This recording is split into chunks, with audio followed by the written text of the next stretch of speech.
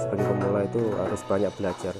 Jadi harapannya kita tidak bosen-bosen untuk selalu mencari sesuatu yang baru. Ya caranya masing-masing, kita bisa cari referensi di mana saja ya, dengan cara lewat media online, atau bahkan ya kita ikut seminar, atau bahkan juga silaturahim ya seperti yang saya lakukan selama ini ya. Saya banyak main-main ke peternak yang lain ya, setidaknya kita bisa bertukar pikiran lah, kita bisa share gitu kan, tentang semua hal ya, tentang dunia peternakan.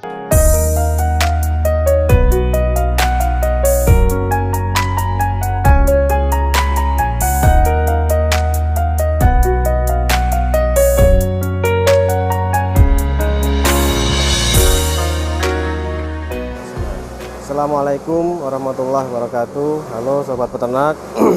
Perkenalkan, nama saya Aam, di peternakan Balong Farm ya. Yang kebetulan beralamat di Kecamatan Ngoro, Jombang ya, di Desa Sidowaras. Di sini saya sedang berada di peternakan saya. Untuk populasi di kandang saya, karena saya masih pemula ya, di sini sekitar 250 ya. Karena saya masih mula, jadi masih banyak belajar. Kalau untuk domba ya, untuk yang sekarang ada di kandang saya ada beberapa jenis ya, termasuk crossing Texel Merino, juga sebagian ada komposit ya. Jadi ada 3 jenis itu yang sekarang ada. Kalau untuk jenis ya, saya kira saya memilih crossing ya. Salah satunya itu secara genetik ya, kualitas itu lebih bagus ya daripada domba lokal itu sendiri ya, karena secara pertumbuhan juga lebih bagus. Kalau untuk breeding ya seperti ini, saya koloni ya. Jadi di kandang saya ini sekarang saya koloni untuk persekat ya. Jadi untuk 10 pejantan, 1 pejantan 10 betina. Ya, contohnya seperti ini kan, saya koloni, nanti pada saat sudah 2 atau 3 bulan ya, harapannya sudah pada bunting semua gitu kan, tampak bunting gitu kan. Kalau ini kan saya mengoptimalkan kandang saya Mas, jadi harapannya gini, untuk perbandingan 1 pejantan dengan 10 betina, jadi harapannya lebih spesifik, maksudnya domba pejantan itu bisa mengawini domba-domba betinanya gitu kan. Memang kalau saya teori sih bisa ya, untuk 1 pejantan itu bisa mengcover 20 bahkan gitu kan. Cuma kebetulan kemarin saya juga punya pejantan lebih ya, makanya saya lebih bikin sekat-sekat seperti ini. Kebetulan untuk kandang saya ini ya, jadi ini desainnya dari besi ya, mungkin cuma besi, terus lantai untuk dombanya sendiri ya saya bikin slat ya, jadi slat.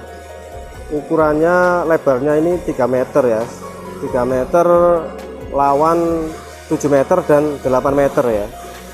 Jadi untuk aplikasinya sebetulnya kalau menurut saya ya, ini bisa lebih multifungsi ya.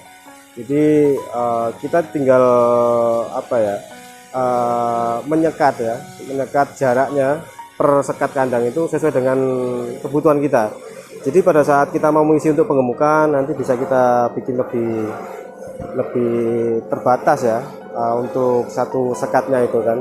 Jadi kalau untuk breeding ya memang harus lebih leluasa ya, makanya saya lepas sekatnya, jadi mereka bisa lebih leluasa bergerak. Kalau untuk tinggi kandang ya, saya kira kita pertimbangannya mengarah ke kesehatan ya. Jadi harapannya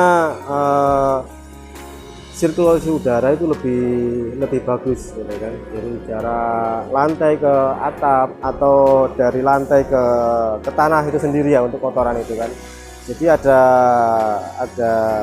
ukuran tertentu ya yang ideal. Jadi harapannya sirkulasi udara bisa lebih optimal gitu kan. Saya kira kalau besi ya mungkin lebih sederhana, simple gitu ya, simple.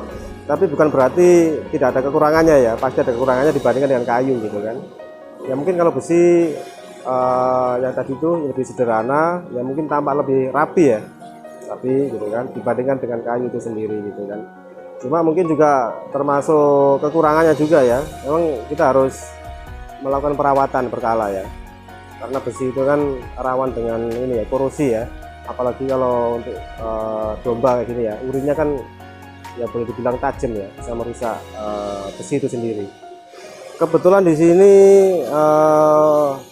mitra saya itu cuma satu ya, cuma satu, dan juga terkadang saya juga sendiri ya, jadi maksudnya kita berdua, tapi lebih banyak memang mitra saya di sini sendiri gitu kan. Jadi memang alhamdulillah ya, dengan desain kandang seperti ini gitu kan, itu termasuk kelebihannya juga mempermudah rutinitas ya. Jadi pekerjaan itu jadi lebih mudah dilakukan, terus tidak memakan waktu lama gitu kan. Jadi menurut saya memang desain kandang itu penting untuk menunjang keefektifan rutinitas. Kalau untuk hasil breeding saya sendiri ya, kebetulan kalau untuk hasil cempe ya, saya belum bisa mengoptimalkan ya, karena mungkin faktornya ya, sekarang saya kan lebih ini ya, mengarah ke breeding, jadi ke trading, jadi tidak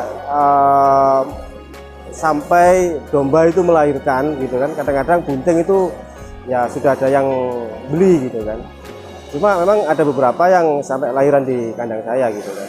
Jadi untuk sementara konsep saya di kandang saya itu memang sebagian untuk penggemukan di kandang yang sebelah sana, dan untuk breeding yang seperti ini untuk mencetak buntingan gitu kan. Nah selebihnya nanti kalau ada yang sampai melahirkan mungkin akan saya taruh di kandang saya yang sebelah sana. Tapi untuk saat ini sangat minim ya sampai beranak di kandang itu ini. Jadi yang sudah untuk sementara ini bunting sudah kita jual kalau memang ada yang mau beli gitu kan, seperti itu. Kalau breeding saya kira gini ya, dibandingkan dengan fattening lebih simple breeding ya. Dalam artian gini ya, dari segi pakan itu tidak serumit fattening gitu kan. Soalnya fattening itu kan kita perlu pakan yang betul-betul bisa menunjang pertumbuhan ya, Nah sedangkan untuk breeding sendiri justru malah ini ya, target kita yang penting dombanya itu sehat, bisa bunting gitu kan. Nah cuma nanti mungkin ya termasuk resikonya di breeding gitu kan. Jadi cempean ya sampai maksimal umur 1 bulan itu biasanya masa-masa yang ya agak ada lebih tantangannya gitu, lebih rumit. Jadi kita perlu ekstra monitor ya, daripada saat domba sudah bunting tua sampai melahirkan di usia 1 bulan gitu kan. Tapi selebihnya sudah tinggal meneruskan saja gitu kan. Di breeding ya, kalau untuk breeding ya, saya kira pertimbangan pakan ya.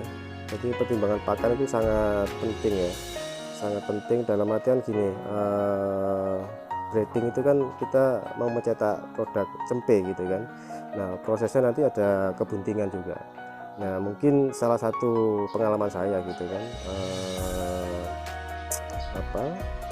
dari pakan dulu itu kan. Jadi pakan yang kurang pas untuk domba yang sedang bunting itu yang perlu ini ya, perlu kita cermati gitu kan. Jadi jangan sampai kita ngasih pakan yang tidak bisa menunjang reproduksi ya, masa-masa kebuntingannya. Jadi jangan sampai harapannya terjadi ini ya, aborsi atau apa gitu kan. Terus termasuk juga desain kandang ya, desain kandang itu juga salah satu faktor untuk menunjang kesehatan ya pada saat domba masih bunting gitu kan. Kalau di sini per kilo saya ketemu nggak sampai 2000 ya, berapa ya, 1800 atau 1900, karena kan sebagian besar pakannya kan saya kasih hijauan, beda dengan penggemukan sendiri gitu kan. Ya, untuk para pemula ya sama seperti saya gitu kan, jadi kita memang dituntut ya sebagai pemula itu harus banyak belajar. Jadi harapannya kita tidak bosen-bosen untuk selalu mencari sesuatu yang baru ya. Caranya masing-masing, kita bisa cari referensi di mana saja ya, dengan cara lewat media online, atau bahkan ya kita ikut seminar, atau bahkan juga silaturahim ya. Ya seperti yang saya lakukan selama ini ya, saya banyak main-main ke peternak yang lain ya, setidaknya kita bisa bertukar pikiran lah, kita bisa share gitu kan tentang semua hal ya, tentang dunia peternakan.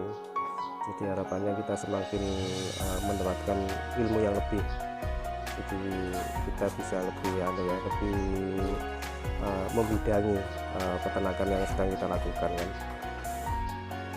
Jadi dengan banyak belajar, harapannya kita bisa menguasai, sehingga hasil yang kita lakukan gitu kan bisa tercapai sesuai dengan yang kita inginkan gitu kan.